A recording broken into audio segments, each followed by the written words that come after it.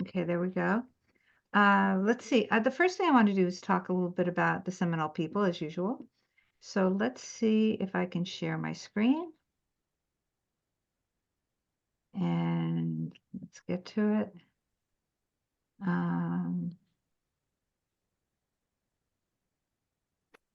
Share screen. I would think I could do this more easily by now, but no.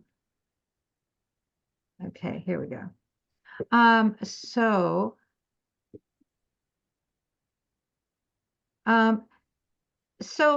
here's what the United States looked like. I want to talk a little bit about who the Seminole people are. This is what the United States map looked like around 1750. You'll notice there's the British colonies, and you see Spain down here, which is Spanish. That's actually pretty significant because there was slavery in the British colonies, and in Spain, slavery looked very different. And you might wonder what this has to do with the Seminoles, and it has a huge amount to do with it. The Seminoles didn't believe in slavery, so and the Spanish had you could a runaway slave from the South, which is very close, could would be recognized as free if they escaped to Florida and converted to Christianity. And then if the runaway slaves ended up with the Seminoles, they would give them safe haven, because they just didn't believe in slavery. Now, this was really important. Now, this is 1750. And the Southern slave owners were just hated that they would lose their slaves to Florida. And that was what was really behind Andrew Jackson's Indian Removal Act of 1830. The U.S. wasn't a state yet. I mean, Florida wasn't a state yet, but he had to not put Indians in reservations. He had to get rid of them entirely. And it had a lot to do with slavery. Now, I want to talk about this word, ethnogenesis. I bet some of you know it. I bet most of you don't. The Cherokees, for instance, or the Pueblos or the Mohawk Indians, they were distinct tribes of a distinct people. When the Europeans came into Florida, you probably know they were their numbers were very diminished by measles and smallpox, and of course war. There was no Seminole tribe. They think maybe 1865 is when they started calling them Seminoles. But what happened is that these peoples came together and formed an ethnic group that was made up of other ethnic groups. So this is ethnogenesis, and the Seminole people will fall into that category. The reason here we have 1834 to 1836. You see, Florida's not a state yet. That has a lot to do with the fact that the Seminoles are there and there's these wars going on. The war that Escuela was involved in lasted, I think about till 1840. I'm not sure about that date, but there were some years of peace. And then when Florida became a state in 1845, more settlers moved in. They wanted everything. And an important thing to remember too is that the Civil War was 1861 to 1865.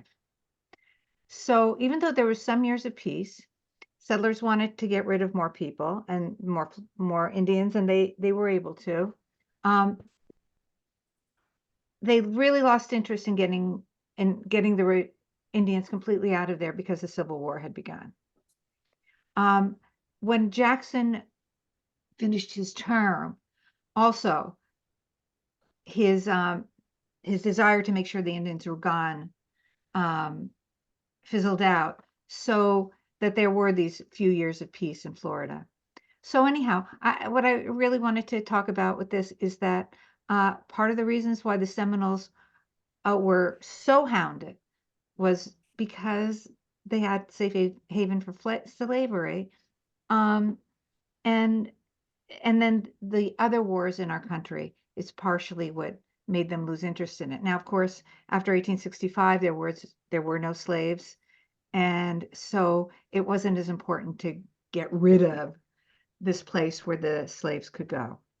Okay.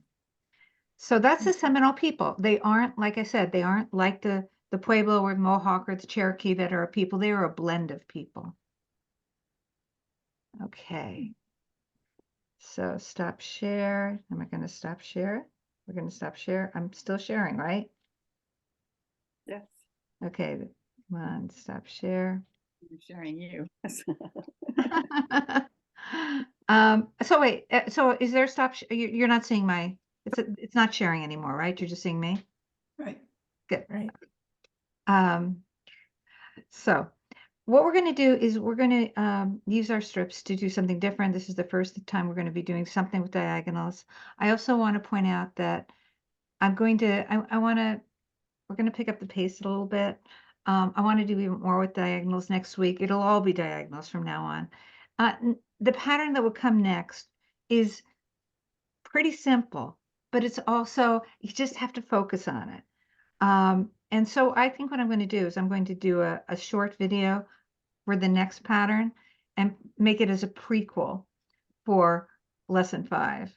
So I'll be putting that up midweek, maybe even in a few hours. I'm not sure. So that when we do the next pattern, which has a bit of a twist to it, you'll be used to you'll hopefully be used to doing more with diagonals. Okay, so be looking for that. Let's do this. Let me go to my other camera. Ah, you moved on me. There we go. Okay. So I've got my strips here. I made these pretty thick because the thicker they are, the more confusing it is. And I just thought it would be good to give you that practice. What we're going to do with these, and this time, what we're going to do is glue them onto 3 and 4 in the same way. And this time I am not going to cut them in half as I've been doing. I'm going to be careful. I think I'm going to use glue sticks today just because I feel like it. The pattern that we're going to be doing is a really interesting one. So ours is going to look like this, but what actually well, it could look like a number of things, depending on how you arrange the pieces. But one thing that's sort of very interesting about this is that it could also look like this, right? Isn't that, it's just like, whoa. It's the same thing. You could cut this, so this is bands, or you can keep it like this and put a band behind it. Like if I put this on black or red or something like that. So I think I love this particular one. And there's just something tricky about it. I kind of like decided, am I going to use the black line too or not? I just want to show you this because this is a popular pattern to put a black strip in between the two colors. So I'm going to put mine down, number 3 and number 4. Whoops,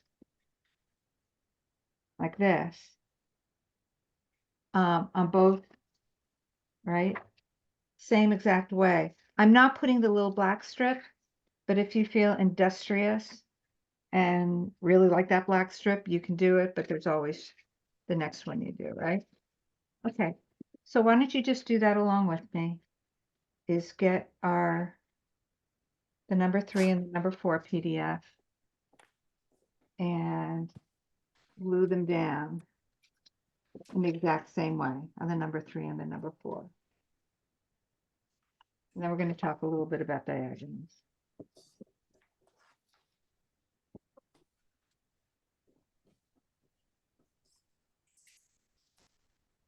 Anybody have any questions about that?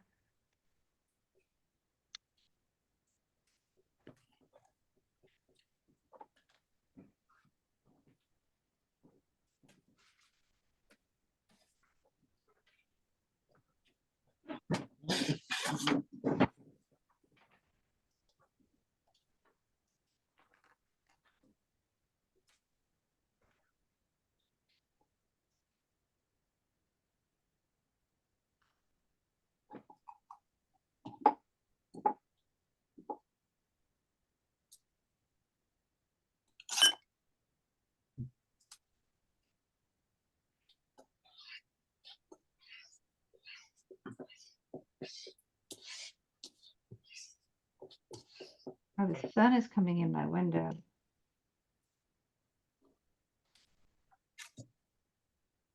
The sun getting low in the sky this time of year. It's now coming in my window at this time.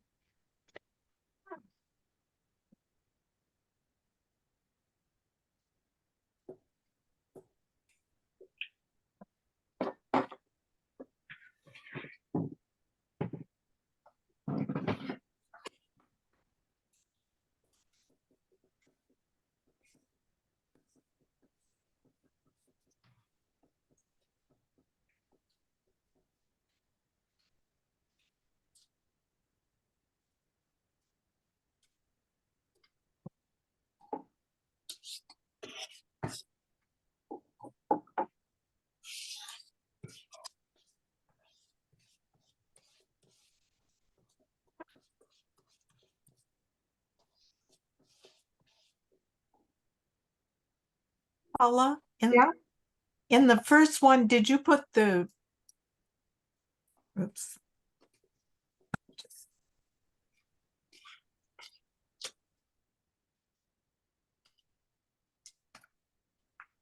Did you put the, okay, I see. Doing them the same. I'm going to see if I can move something so maybe the sun won't come into the on my desk.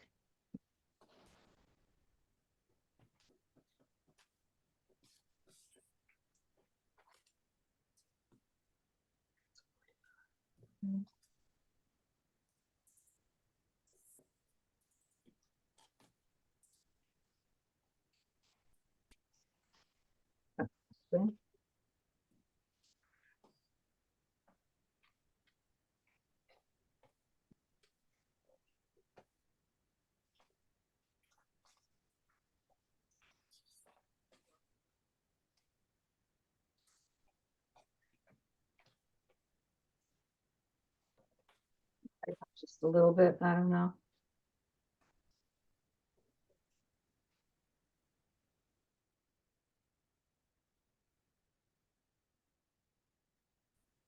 Okay. Okay, took care of that sun. Okay, now the pieces that we're going to make, they're going to look like this. And what I want you to notice about this, I'm going to call this slant, which goes up from left to right.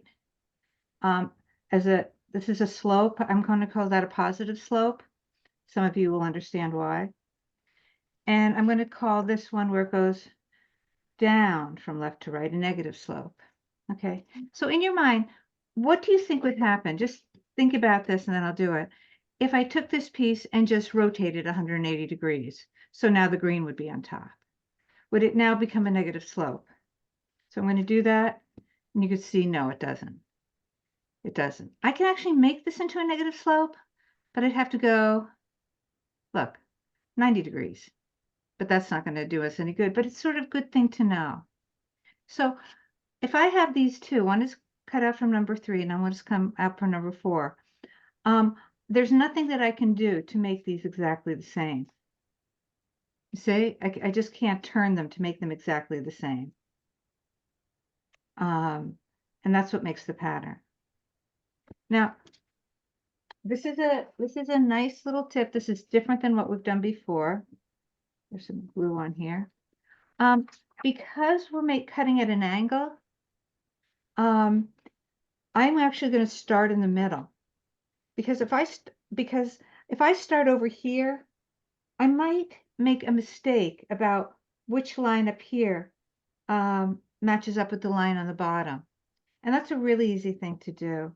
You might figure out a better system later on, but when it's this thick, which is why I wanted to do it thick, I wanted you to see sort of like the hardest way of doing it. So I'm going to start, I've got my straight edge, and I'm going to start somewhere in the middle. And I'm going to pick one of these long lines in the middle. And if I line it up here, it's going to find its right line here. Okay. I'm just going to mark that for now. And now I'm going to actually do the numbers, not make tick marks. put 1, 2, and these are going to be 6 units wide. And it is so easy to make a mistake here. That's why I actually number them. And we're not going to get a whole lot out of here because it's so thick and it's at a diagonal. So see, this would come down and it's already off the page. And 1, 2, 3, 4, 5, 6.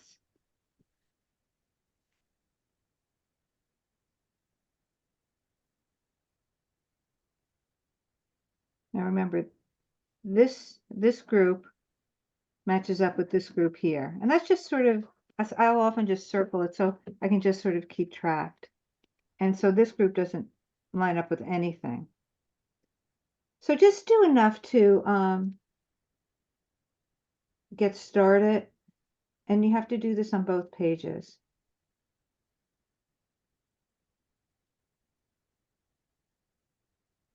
Don't make too much of a line on where you're making your line because you're going to need to see it. Like sometimes I'll just do this whole line and then I won't see exactly precisely where I need to be.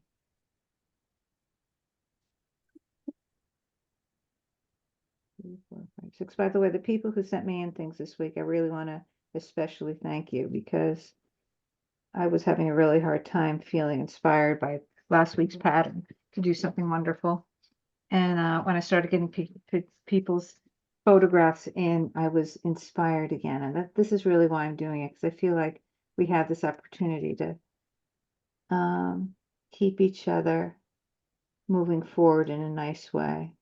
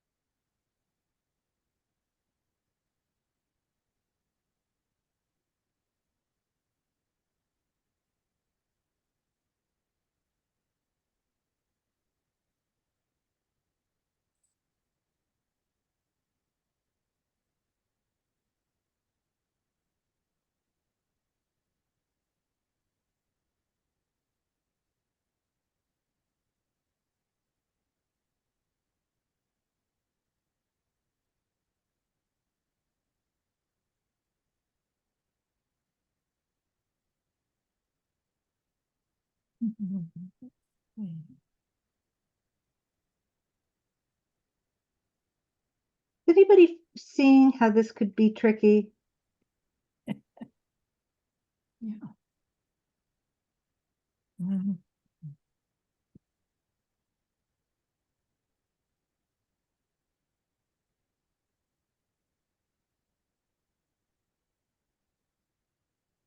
So I've got 1, 2, 3.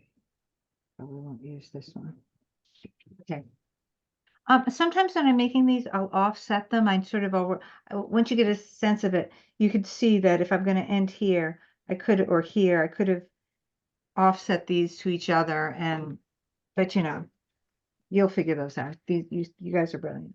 Is anybody? I'm just going to look at the let's see. I'm going to look at the gallery view for a second, but I don't think that'll change the recording. Is anybody here ready to start cutting? Nobody probably is. Okay. Well, what I'm going to do is I'm going to still cut because we're already at 120 and you sort of know what to do. Actually, before I do that, so I'm not going to have as much time to just chit chat later. So if anybody wants to talk, they can.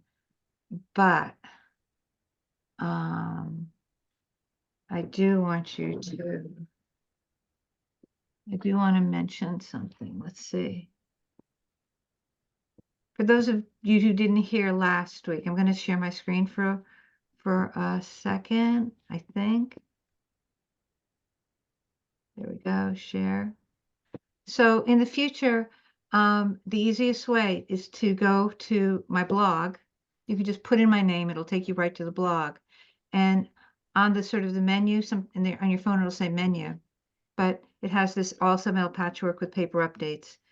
That'll be the easiest way to find out what we're doing next week. There's also our Pinterest board that you must go check out. And if you want to look at some Seminole Patchwork with the traditional one that's there. Also in the future, if you go to my pages, there's PDFs down here. And I list a lot of PDFs of different things on here. But right now near the top, I've got our Seminole lines. Okay, and it also has on the link to the playlist, which is growing. Okay, so I'm just going to cut out a couple of these because I actually have some cut out. Does anybody have anything they want to say about this at this point? Paula, I have a question. Are you still doing the vertical cuts like next to the, the ones that, do you know what I mean? Like you did two cuts, so then it was easier to bring the pieces apart or not? No, not for Oh, this okay. because I Okay. can't really tell. I can't really Where tell where it's what going it's- to be. Maybe if I lined my paper first, or if I did one up above here and I could sort of see, but this Okay. would be too tricky to do that. Okay, thanks. Yeah, that's a good question. Oh, and of course I always forget to do this first.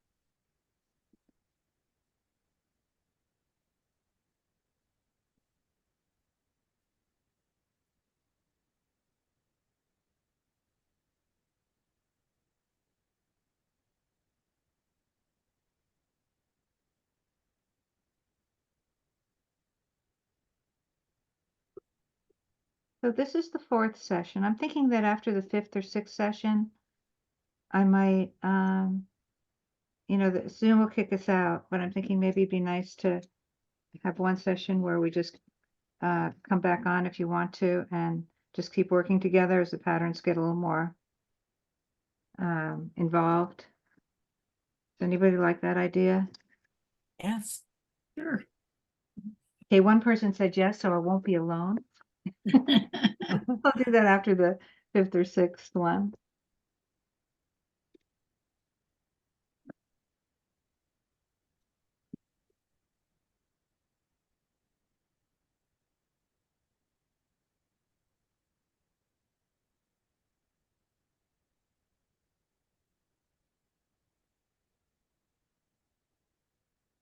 So I hope you guys know that when I'd say do it this scale, that when you go off and play, you can do it at any scale that you want instead of 6, maybe 4 or 3.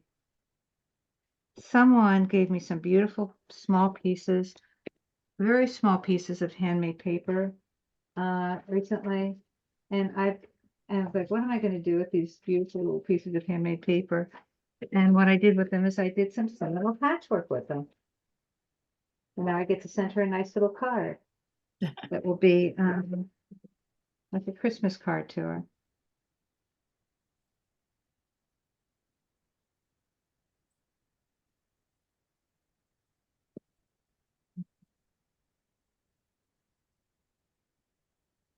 So, what I'm going to do next is I'm going to start putting them on here. Now, one thing that you'll find when you've got, so I've only have 4 pieces here. I only have 4 pieces here, so it's not going to be that hard for me to keep track. But when you've got a lot, they start getting really mixed up fast, and it's really frustrating. So make sure they stay in the right pile.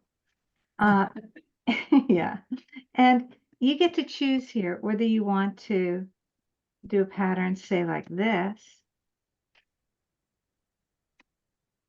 right? Or if you want it to go like this, let's see, I think I'm going to turn this like that, or like this.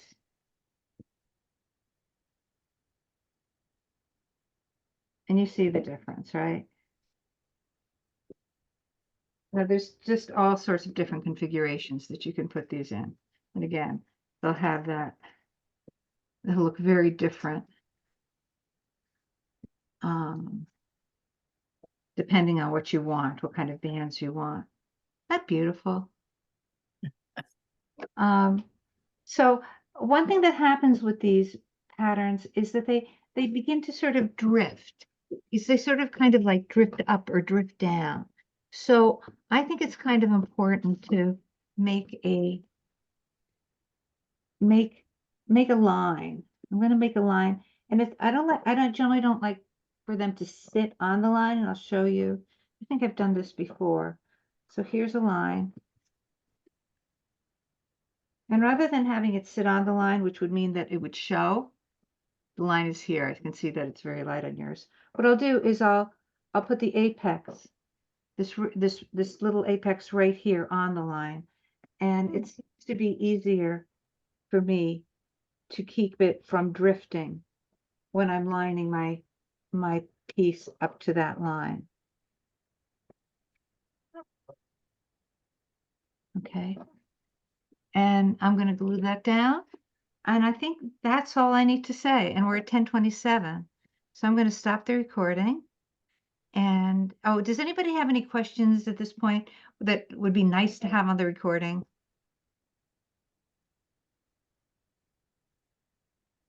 Okay, I've made an accordion book with windows and another to insert into it. Ah, nice. I'd like to see anything. Okay, I'm going to stop the recording.